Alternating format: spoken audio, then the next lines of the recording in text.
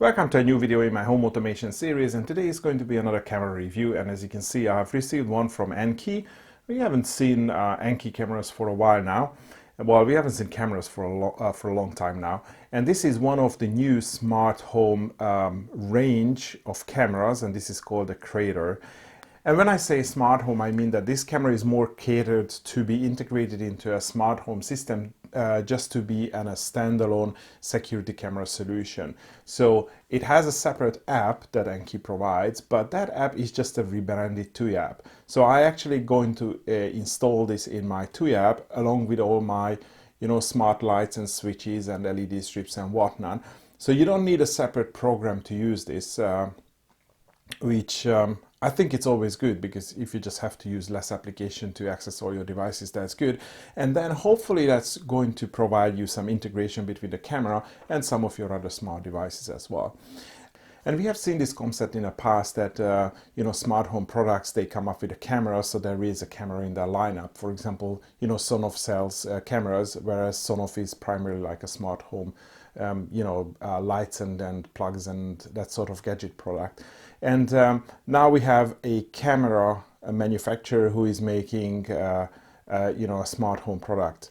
And there are some advantages as well, because they really know how to make good cameras. They have all the R&D for some of the professional consumer products for good lenses and motors and probably some physical gear as well, but they might not be as good as in the smart home or this the smart scene stuff, which we are going to see later.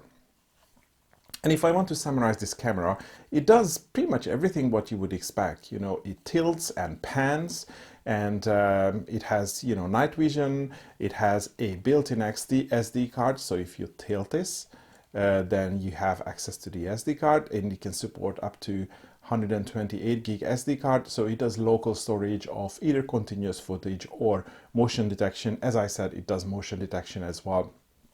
There is two-way audio, there is full HD resolution, there is really good, I think it has a really good image. But if I want to highlight two features which I think is really good, first, it does human detection and tracking, and I think it does it really, really good. So that basically is going to follow around in a room. So if you see this footage now, it's the camera which is moving. It wasn't me, panning the camera. So it does automatically. If somebody moves into the frame, then it detects that it's a human, and it will try to follow that. And the other great feature, which I haven't seen for a lot of these PTZ cameras, that it can remember locations. So you move this camera to a certain place, and then you can store that location, and you can easily recall that. So if you install it in, let's say, in a room, then you can have locations like, okay, what is the door and the window and some other places. You can quickly recall that, and the camera automatically moves to those positions. And it is much easier and faster to do that if you want to just rotate the camera manually, because there's always a delay. So these are two really good features which this camera does, and it does it in this price point, which I think makes this camera a really good deal. And after mentioning all these really good things, there is also one downside that I'm going to show you later on in the video, which is that the smart features of these cameras are not really good, not really useful. So I would have expected a lot of different actions and then triggers that I could use a lot more than the ones that are provided. But again, I'm hoping that this is just like a first attempt, and maybe even with firmware updates, they could improve in that situation, and it's going to be more usable for certain scenarios. Before I go to the app, I just want to show you some of the things that this camera comes with. You can see most of the things on the screen as well. There is a box where the camera comes in, and you can see most of the main features here. By the way, it says works with Alexa. I have my Tuya app linked to my Google Home, and I was able to view the camera feed of this camera on my Google Home device as well. You just ask Google, show me the and then you say the name of the camera, and it's going to show the live footage. And yeah, and then inside there is this blue box, and in here we find the camera, obviously, and then we find a charger. So this is just probably like a generic 1 amp 5 volt charger, so you can use that. Or if you have a Not a charger with multiple outputs, you can use that as well. Or if you want to place it in a temporary location where you don't have power, maybe you can just use a like a bigger power bank, because it's 1 amp, it's not going to draw a lot of power. And then it comes with a micro USB lead. Obviously the charger, you will get it with a plug which is based on location where you purchase it, so UK or a US plug. The camera itself is, it's well, obviously 2-piece, but it comes in like this. There is a charging port here, and microphone. I already mentioned that if you just rotate it, then you have access to the SD card. And yeah, there are some rubber feet, and there is also this mount. So you will screw this onto the wall or the ceiling or whatever, and then you can just put it in and then twist, and that's how you can lock it on a wall or on a ceiling when it is upside down. There are 2 user manuals in the box, fairly short, and maybe because the where I purchased it, there was an English one and there was a German one as well, and there are also a couple of screws for mounting this on the wall, plugs and screws, and that's pretty much it. Okay, so we are in the Tuya app now, as you can see, and I don't want to show you the Annke Smart app because, as I said, it is just a rebranded Tuya app, and I have all my other devices in the Tuya app as well, so it just makes sense that I use this instead of just another app, and the functionality is going to be the same anyway. So if you already are using Tuya, you might as well just use either the Tuya app or the Smart Life app, or if you have any of the rebranded app like the Lidl app or the Blitzwolf app. So the camera is already here, and then just before I go into it, I wanted to show you how I added the device, which is really simple, and it's also mentioned in the documentation. So you can just go in, and then there is a camera section, and I selected the smart camera with Wi-Fi, and then it asks whether you have heard a voice prompt, and when you power the device on, there is like voice prompts coming from a speaker that you need to open the app and then start pairing. And in the next step, you have to provide your Wi-Fi SSID and the password.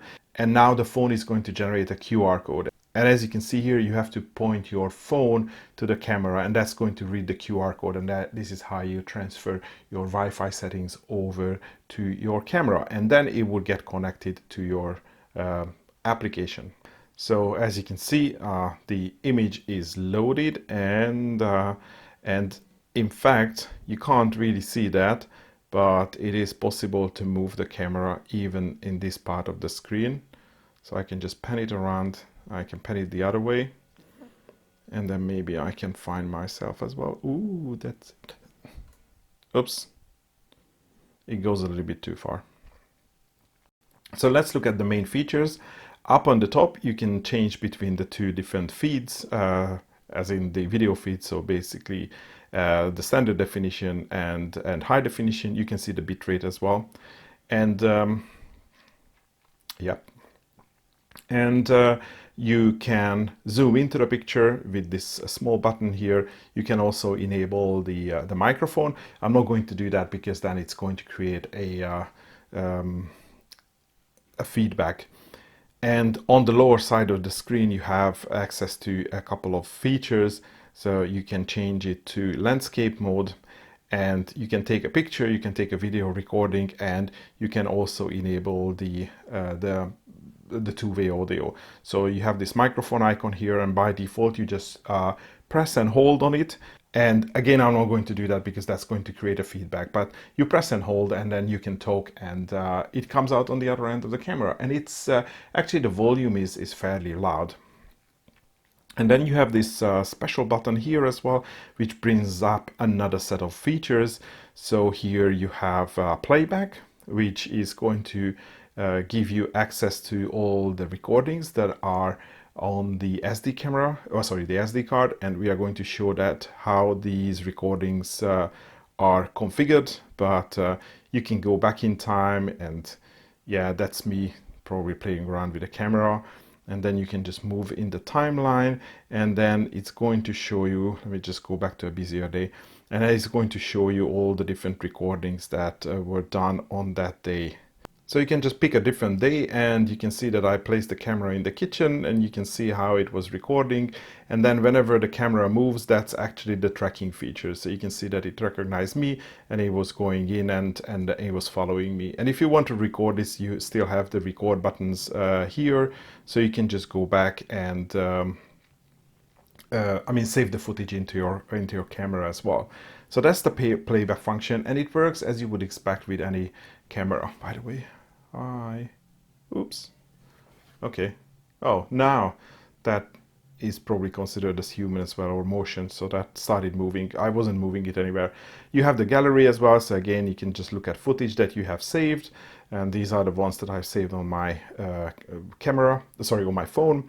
You have some, dark mode and light mode for the UI. So if you want to have dark mode, you can do that. And there is also a private mode. So if you enable that, then it's going to turn off the camera. So again, this is also a really good feature. And you have night mode, so you can just enable this, whether you want this auto, the anti-flicker where you have 50 or 60 hertz, the device volume, so that's the volume of the built-in microphone.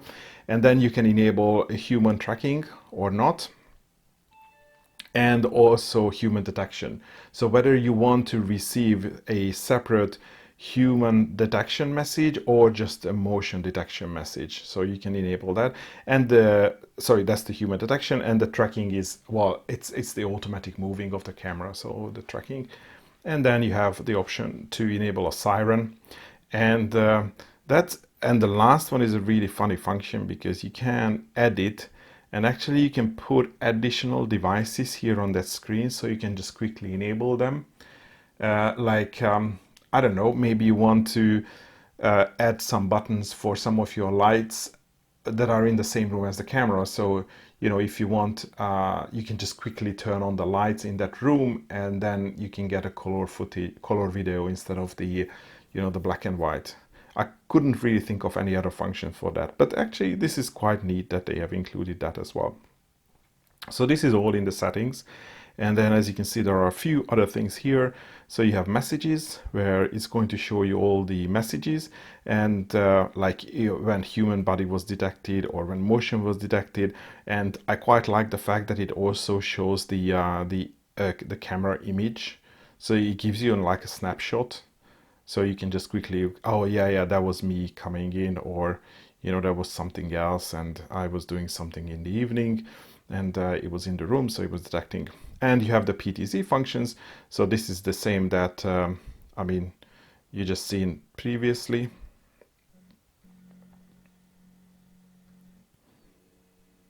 No, not that way. Sorry, the other way around.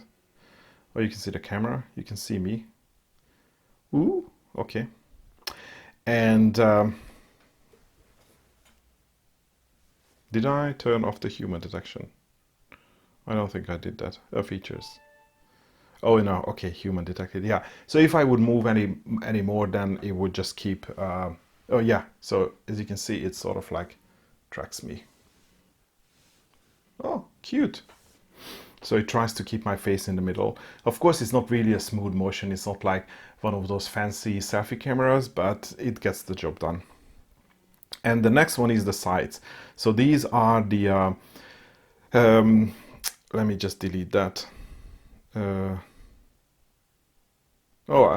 can just, let me just delete that. So these are the things that, the preset positions that you can store. So for example, I want to add this, so that's me.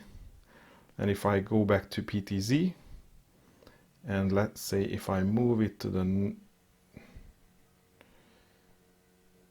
okay, let's save this as the window.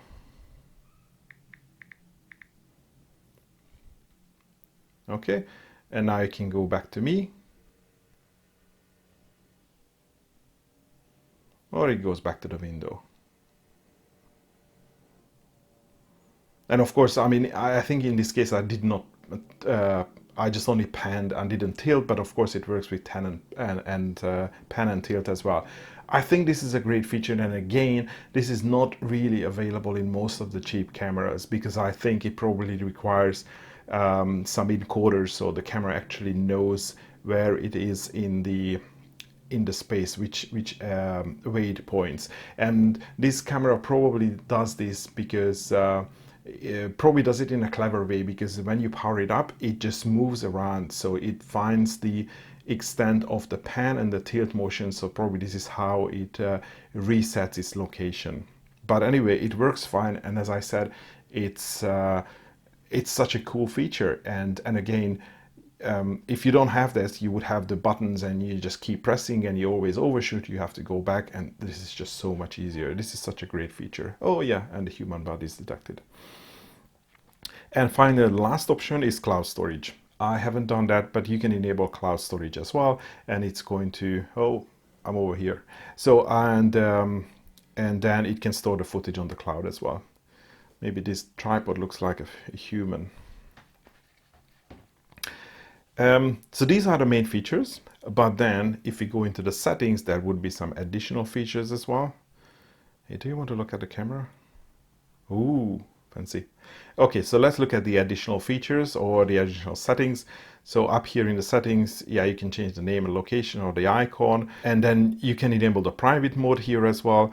And then you have basic functions. You can flip the screen if you are mounting it upside down. You can add a watermark, two-way communication, anti-flicker. So some of these things and you can modify on the outside as well, like the night vision, whether you want it to be auto or an off.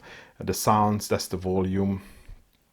But then the most interesting things start here. So first of all, we have detection settings.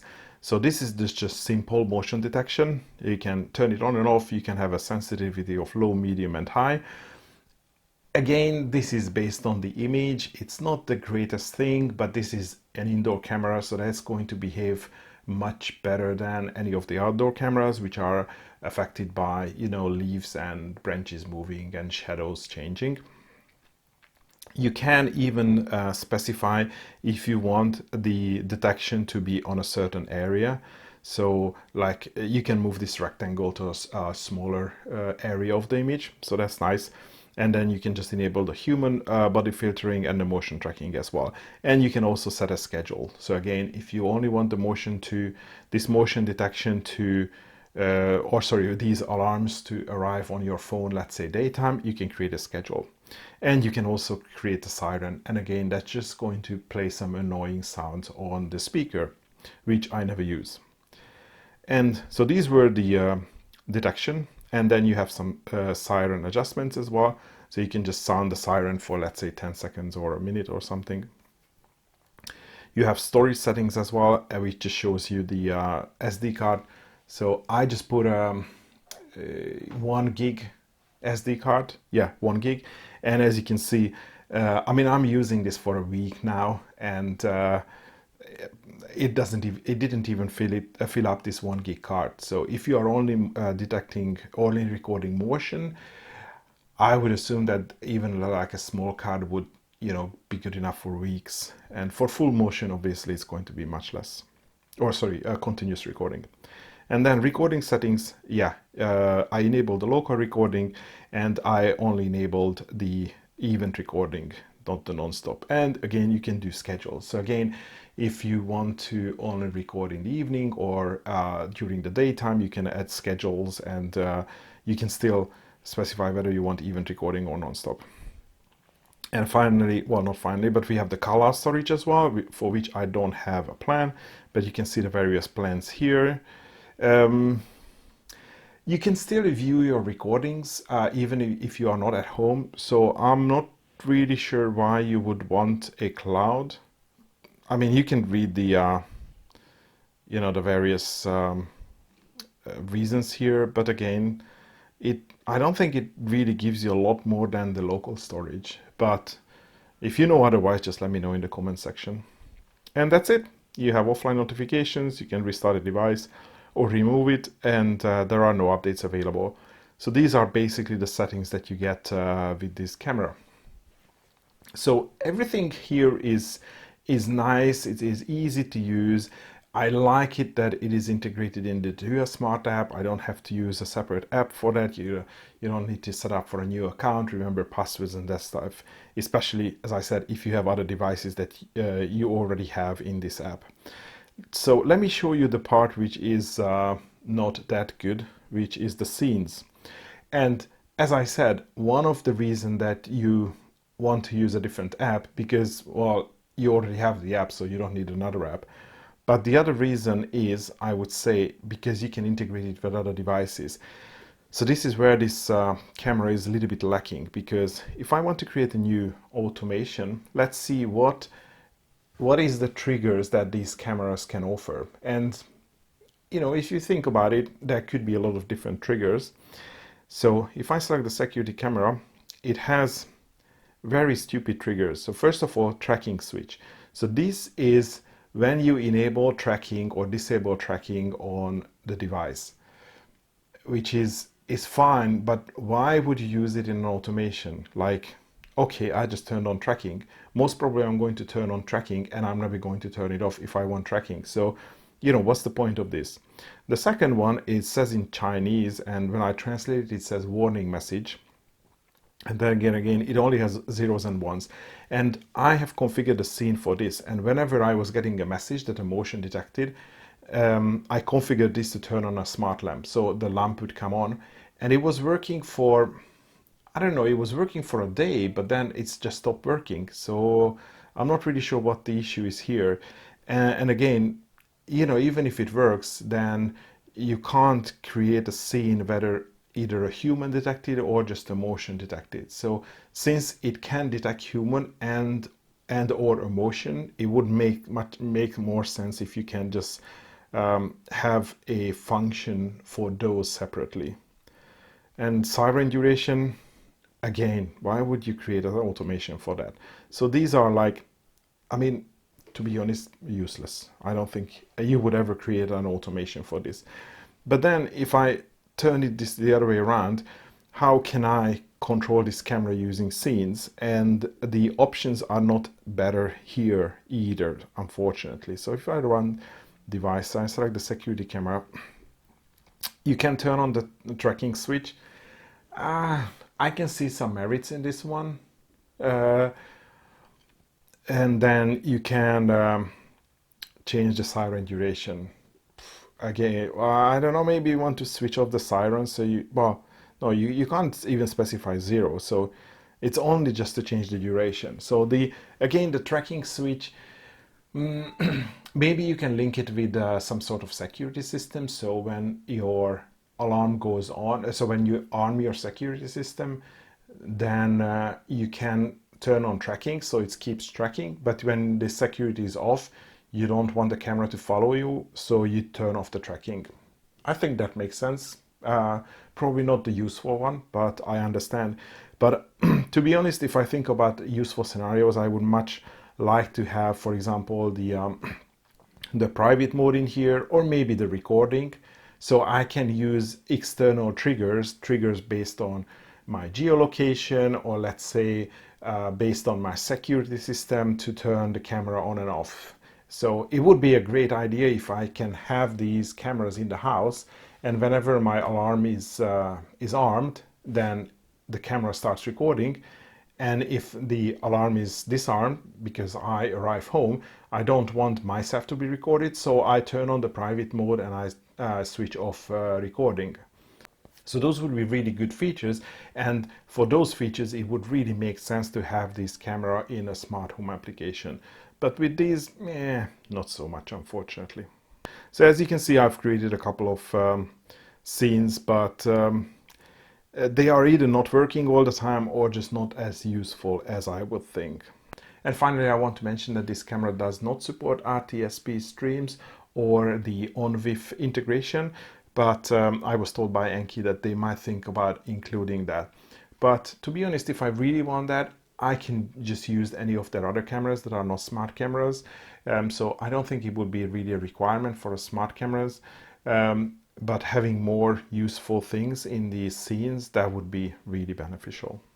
And this concludes my review of this Annke Crater smart home indoor camera. If you like this, I'm going to leave purchasing links in the video description, but that would be all for today. Thanks for watching and hopefully see you next video.